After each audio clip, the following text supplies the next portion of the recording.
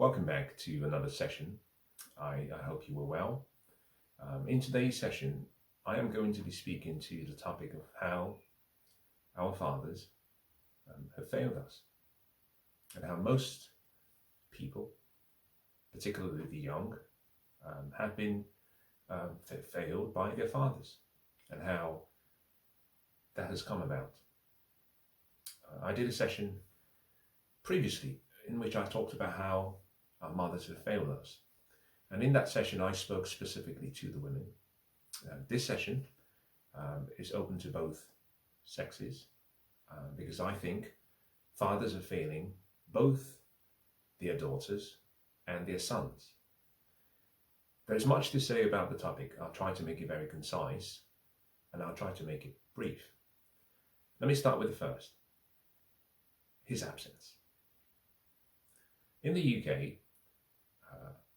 if we adjusted for families, and particularly if we adjusted for people who have either had children from 40 years and below, what we find is the majority of children are being born without fathers or to absent fathers. As a matter of fact, from 40 and below, that number is approaching 60%. Now, when we include 40 and above, what we have to keep in mind is we're now including my generation, Generation X, Generation Baby Boom, and even those who are still in the silent generation, who are still alive. And then that skews the number down and drops that percentage down to about 1 in 3, 33%. But if you exclude those who are relatively young, in this particular instance, 40 and younger, more than half, about 60+% of children who are being born into a family where there is an absence of one party, the father. I have no intentions of going into the reasons. Yes, there's multifaceted. There are different reasons. Women choosing to bring to term children without the men walking out of the relationships, men being loose with their seeds, women going to sperm banks rather than go for in vivo, preferring to go for in vitro with a sperm donor. All of those reasons, put those aside. I'm focused on the outcome. The outcome is a simple one. Absent fathers. By our absence, we create generational confusion, setbacks. In many ways, the words of the great writers are made into flesh. The words referring to the sins of the fathers live until the third and the fourth generation. By sin, I'm not referring to some form of moral position. I'm talking about to miss the mark. The archery term where you've missed the target. You've done something that is not consistent with what you should have done. And if we looked at the outcomes, what we find is irrespective of location, and this is not exclusive to the United Kingdom. In most of the West, the developed West, most children are being born to absent fathers. So men, you are failing, and perhaps this is an important statement to make. Men have to hold other men accountable. And so I'm doing this as part of my gift. Being loose with your seeds, not paying attention to the importance of protecting what is important and precious, which is your seed, can lead to unintended consequences that are fatal. It's important to stress that in the dating marketplace, and I make a separation between dating and relationships. In the dating marketplace, dating for men primarily involves having sex. The purpose for dating for men in the dating marketplace is to have sex. The relationship marketplace is a slightly different place. Men go to the relationship marketplace looking for a significant other. When men are in the dating marketplace, when they have sex, the intention is not to have a child or to have children. It's that they are looking to have fun. Nonetheless, a man has to be responsible with his seed and recognize that a woman bears the higher burden on childbirth and reproduction. However, a man plays a role in ensuring that he is not loose with his seeds. A man has to make sure that he does not sell his seeds just for money, without understanding that that seed will be used to create a life for which that life will have the absence of a loving father. So it's important, guys, that you take to account how significant your decision can be on the life of an unborn child, and one you will never meet, or perhaps one you might meet but choose not to stay with. We fail our children, daughters and sons, by our absence. And so it's important to stress, you have to be more careful, you have to be more selective, you have to recognize the consequences of poor decisions. Every time you lay with a woman as a man, you're intentionally saying, I want to have a child. Birth control, except both parties are on birth control. You cannot say it was a mistake. If one party of the two, or both parties of the two, are not on birth control, then it means they intentionally would look in to have a child. And therefore, there has to be some responsibility. So when you lay with a woman and you do not wear a condom as a man, you have to be responsible and take the consequences of that decision. You can't walk away, or you cannot even say, I was just looking to have sex. If you just want to have sex, there are options for you. Wear a condom, get some protection, abstain from sex, get a vasectomy. There are options. But the moment your seed leaves your body, you become responsible, and you fail your children, and we are failing as a community, younger ones, because we're loose with our seeds. I have very, very little appetite, I have to say this, even for those who are my friends, who have children out of wedlock, and who do not take into account that a woman's highest honor is to bring a child into the next world on behalf of a man. I have very little sympathy and time for men who would date a woman for years and years and years and get her pregnant without paying her the honor of saying, I want you to be my wife. I think it's appalling beyond comprehension. And men who do that ought to be ashamed. And I say this very openly.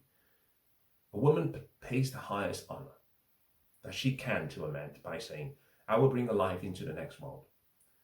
Men are gatekeepers to marriage, relationships.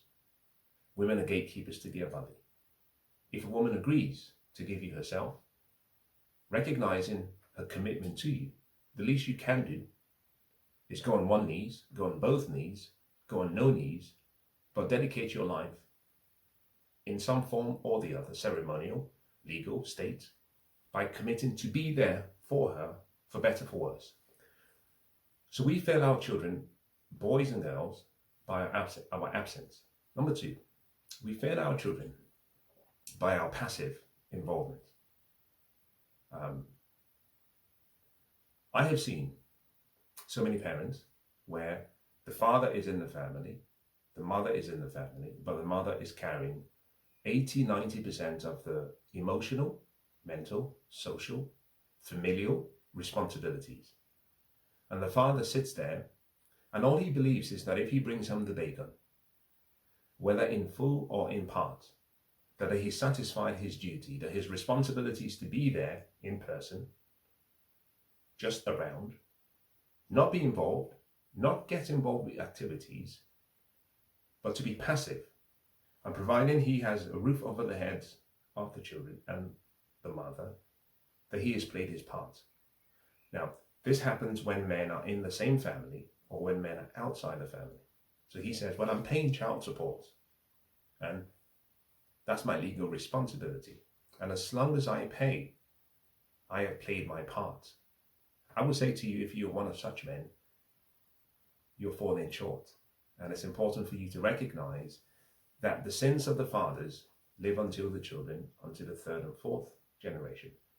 Most of the social issues we have in society today can be solved if you have good fathers and good mothers, lovingly caring and being available for their children. And the best thing you can gift, the best gift a man can give to his children is not paying for tuition. It is not buying them toys or buying them clothes. It's being a good man, being a kind man, a man of integrity, being stoic, being loving, being available, being present, getting involved so that the children have the opportunity to embody the best of the father and the best of the mother. So we fail our children, number two, by being available but passively, what I call passive involvement. Fathers who are just there but not really there. Mothers carrying all the responsibility, all the duties, all the stress. The mother knows when all the PTA meetings are taking place. She knows all the issues with all of the grades. She knows when the exams are taking place. She knows when the football game is taking place. She signs him up to karate. She takes him there. She cooks. She cleans. She wakes up in the middle of the night when he's not feeling well, and she nurtures.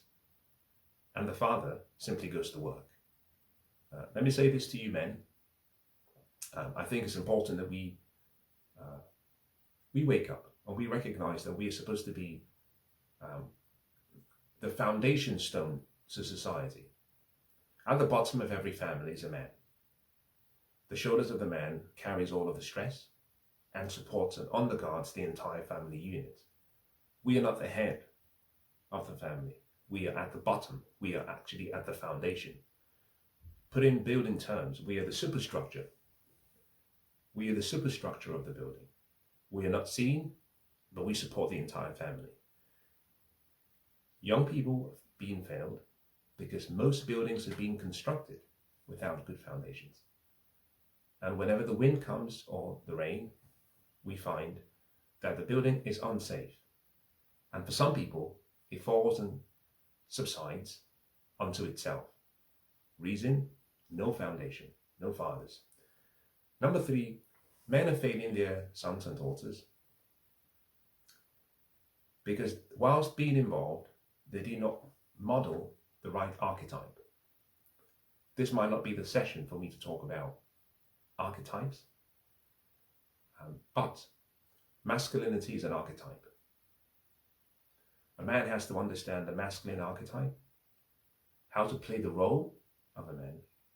A man has to understand the importance of portraying or modeling that frame, that masculine frame to the children, so that a young woman can understand the purpose, the nature, the eccentricities of a man in their natural environment. They can also see the man move away from his comfort zone. A father can be stoic and strong and have integrity and good character, but he can also be playful and gentle and forgiving and cook and clean and rough and tumble play with his children. The archetype that is needed for children to be complete is absent in most families. And so fathers are failing their sons and daughters because whilst they are present, they are not performing.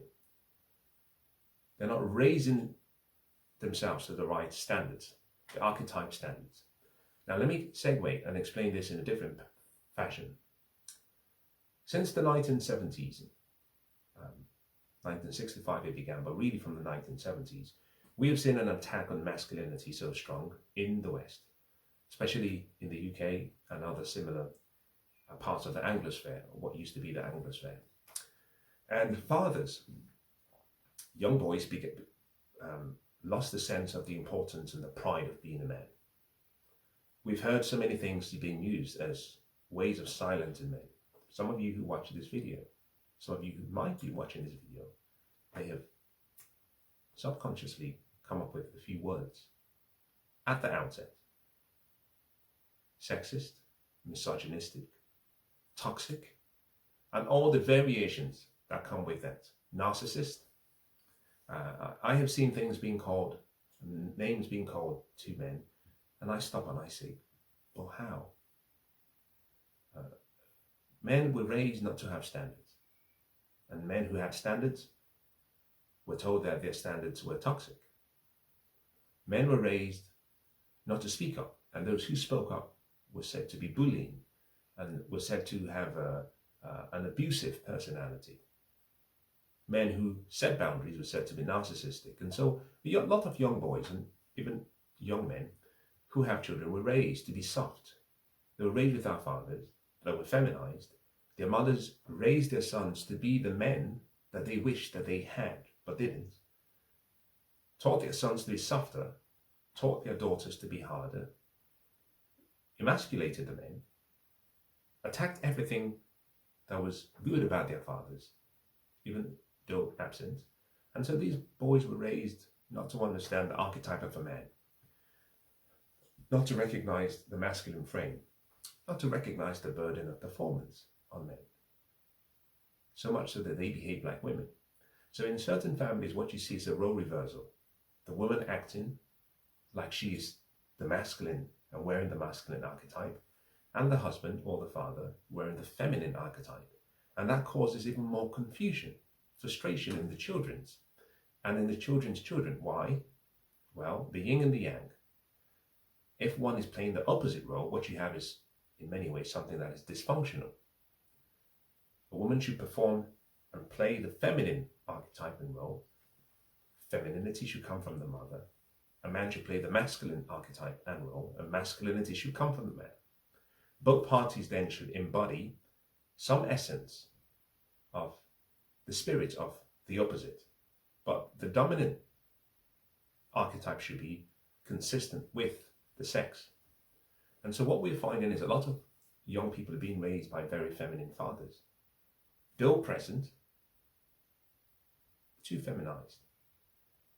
I use a word that emotes a lot of anger, but I think it's worth saying: vaginification of the West.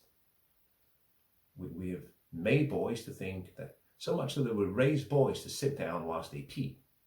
And these boys grow up, then have children, and people like myself stand up and say, well, be a man. And he's saying, well, for my entire life, I've never seen a man in his natural state. And I've been told that everything about masculinity was wrong. And how can I be a man? Now, I'm not going to be speaking to how you can be a man in today's session. I'm simply saying the outcome is that we are failing our daughters and sons by our absence, and we're failing our daughters and sons by not knowing that, though present, the failure to model the right archetype leads to the same negative outcome. Now, number 4, men are failing their sons and daughters by not recognizing that there is an importance in playing the role, accepting the responsibilities, but most importantly, explaining the reasons for their presence. I'll say that again. We're failing our daughters and sons by not recognizing the importance of accepting the roles, the responsibilities, and explaining both the roles and responsibilities by reasons to our children and to our loved ones. Let me expand on this very, very briefly. We confuse, when we say a man or a husband, we confuse that with a role. We also confuse that with a function. We also confuse that with a responsibility. Most men think that just because they can provide, that makes them a man. We've been told provision, protection. I use those 2 words. But there are 3 others that I make reference to: priestly duties, professing his love through his presence, and purpose. Purpose is the first and the most important, because it undergirds everything else. Just because you provide doesn't make you a man, and doesn't make you a good father. You might be present, you might be providing, you could even be protecting, but failing as a father. Why? You're confusing roles with responsibilities and not being aware of the reasons.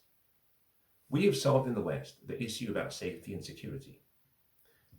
And if you go back to pre the 1940s and 1950s, irrespective of where you were in the West, safety and security was still very important. As a matter of fact, Maslow talks about the hierarchy of needs, physiological needs, food, shelter, water, clothing, at the base.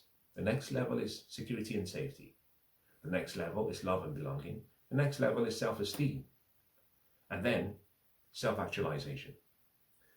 We solve the issue about safety and security and our physiological needs in the West, in the UK particularly. And so what we're finding is there's a crisis amongst men because pre the 1940s, a man's purpose was intrinsically connected to his recognition of the physiological and the safety security needs that were necessities. We didn't have time to express ourselves by self-esteem or self-actualization or love and belonging. All we cared for was food, water, shelter, and then safety and security. Since the Second World War, the West has been relatively safe, all things remaining equal. As such, the roles that men played in the past need to evolve. A man's priestly duties is just as important, and this comes by his ability to define the vision for the family, define the mission, define the values. As a matter of fact, let me go through a few things very quickly. I'm aware of the fact that I'm running out of time, but this will be important. A man needs to define and have principles and philosophy. The woman comes into that principle and philosophy benchmark. Your principles and philosophy will define what you consider on a hierarchical basis to be important. So, what we call, in many ways, your morality will come from your belief system. Your belief system is birthed from your philosophy and your principles. So your principles and philosophy will create your belief system. Your belief system will determine what you consider to be good or bad morality. That will determine your character, because that comes from the importance of a hierarchy of values. Your hierarchy of values will determine your ethics.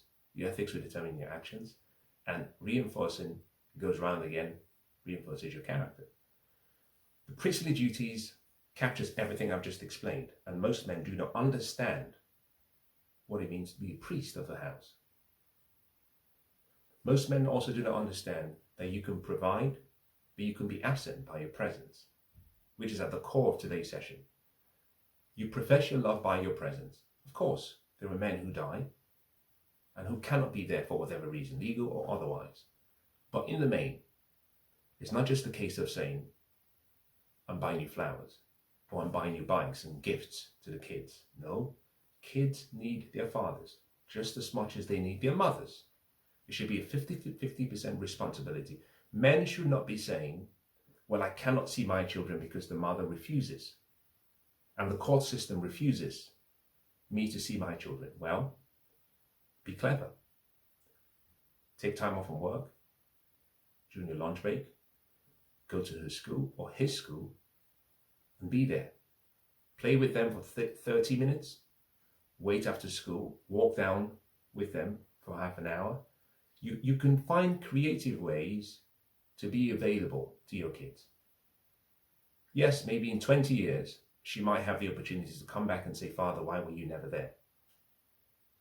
And you can say, well, the court system didn't let me. Do you know how silly that is? As a matter of fact, one of the fears most young people have is coming to the point where they actually say the same words. Father, Father, why did you forsake me? Or why have you forsaken me? And so men have to be creative about understanding that presence and professing your love is critical. Provision, protection, yes, we've solved that problem. Where we are failing as men is the priestly duties, professing our love with our presence and purpose. Families are void of a purpose because fathers are absent. And number 5 is what I call helicopter parenting, where fathers get too involved in their daughters and they won't let go. Between 0 and 3 or 4, yes, you need to be a helicopter parent because a child needs you very, very, very importantly. But as a child starts to mature, and go into their teenage ages and move into from young to preschool to adolescence and into teenage and post 18, a father should start to separate himself so that you have ideation and individualization, so that the child starts to model or experiment on what they consider to be their own identity. Fathers who hold too strongly and are too strict and are not flexible and are always hovering around do more harm than good. Why? Because at some point, the child will leave the house. And when the child goes out to the big bad world, they come to the realization, Father isn't around. Father isn't around. And that those words will come, Father, Father, why have you forsaken me? And this is where you start to hear other people who come into the as third voices and start sharing a different philosophy, different to fathers, and there's confusion. Now, whenever we are in a confused state, we are susceptible to bad influence. Now, the reason why the helicopter parenting fails is because it doesn't allow the child to allow that external influence to come into the family early, so that the father can say, okay, this is a different philosophy, it's different to ours for the following reasons, and you can explain. Again, priestly duties, the teacher. The man is the first teacher of the family. The woman transmits what has been taught and reinforces what has been taught. But the vision comes from the man. The word is given to the man. The responsibility and purpose is given to the man. So, if a father plays the right role by not being too much of a helicopter father, he allows negative, sometimes, influences to come in, but he can oversee and he can monitor and he can explain the differences in the philosophies and why, for whatever reason his should be the right one, at least up to a certain point. Now, number 6 is that fathers fail their daughters and sons by not allowing their sons and daughters to fail early. This is a natural instinct. A father's love can be so strong. He does not want you to go out on that date because he doesn't want your heart to be broken. He doesn't want men to lust after you, so much so that he restricts you so strongly as a woman. And eventually, the moment you leave that door, you become the village bicycle. Why? Because he did not teach you about a man's urge and the urges of a man. They didn't explain anything about sex. They didn't actually explain and say, you know, it's okay, baby, to fall in love. But be careful. They didn't listen to you while she dated at a young age. As far as he was concerned, you cannot do that. Father does not want that. And then eventually you leave the house, and what you are is a domesticated animal going into the wild, and you get eaten up by the beasts and the other men who are there to prey. Similarly for the boys, he doesn't let you go out and form friends, sometimes even bad friends, but still allow you that opportunity so that when you come back, he can say, well, you failed in A, B, C, D for the following reasons. I'm going to use an example that I think will help. Most fathers do not rough and tumble play with their sons and daughters. Roughhousing. Roughhousing increases a child's IQ, intelligence. It minimizes what's called a telomere of a child, so much so that it reduces it by a significant proportion, therefore extending the life expectancy of the child.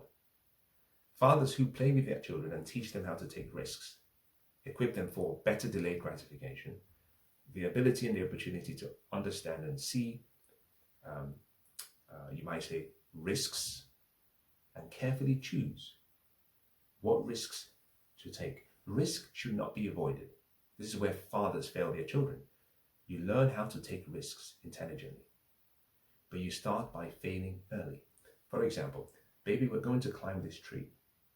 We're going to start at that branch. Put your leg on that pole and the next leg on the other pole and the other one on the other pole. And by doing that, what you find is a process where the child develops confidence, self-assurance, self-discipline, self-motivation, self-gratification, self-belief. The self-concept of the child is formed. Why? Taking initiative. starting small, failing early, failing fast. The Father is there waiting for you to catch you. When men fail that initial process of teaching their children about life and taking risks, the children climb up so high, no harnesses, no acumen, no history of actually succeeding. They get frightened and they fall. And they fall so far, there's no one there to catch them. Fathers are failing their children by not allowing them to fail early. Now, let me give you number 7, number 8, number 9 very quickly. Self-sacrifice rather than self-development. Fathers say, well, I gave up that job just to put food on the table and to send you to school. When fathers are around, they talk about how much they have given up. Well, remember, what they've sacrificed. Sacrifice is giving up something of a lower nature to get something of a higher nature. Self-sacrifice will lead to contempt over the long term. What you should do as a father is self-development, so that you are available and you are capable when the child needs you. I'll talk about what you sacrificed. Invest in yourself. Just like in the airplanes, the announcement comes on, should we go into a turbulence? Should we go into a crash? Put your mask on first before you help the next person. Even if you have a child, put your mask on first. Fathers, you're failing as fathers because you're not preparing to be fathers in advance of being fathers. Whether you want to be fathers or not, you should go through the process of journeying from a boy to a man. It's important for men to understand. And this brings me to number 8. We're failing our daughters and sons by not teaching them and transitioning them carefully along what I call the 3 pathways for boys and girls. Let me explain this. And I'll start with the men. We're all born male. You're birthed a male. To become a man, you have to work. It requires work, dedication, study, and practice. To become a gentleman, it requires a crafting.